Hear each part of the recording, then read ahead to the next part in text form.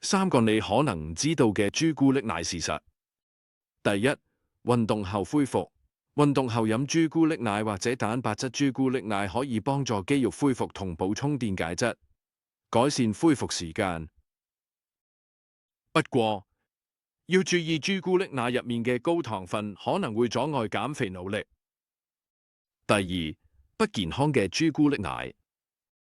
有啲朱古力奶可以幫助你減肥，有啲品牌加入過多嘅糖分，佢哋會加糖去平衡可可嘅苦味，但某啲品種含有更高嘅糖分，有啲甚至可能包含高果糖玉米糖漿，呢啲同糖尿病同肥胖等慢性病有關。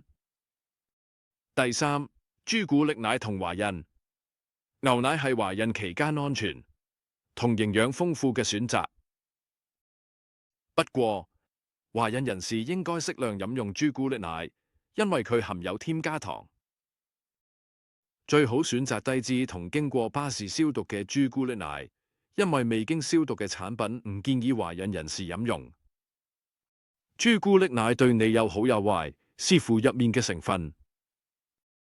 雖然佢含有寶貴嘅營養素，但最好以健康嘅方式使用。由於佢含有高糖分，應該適量飲用以保持健康。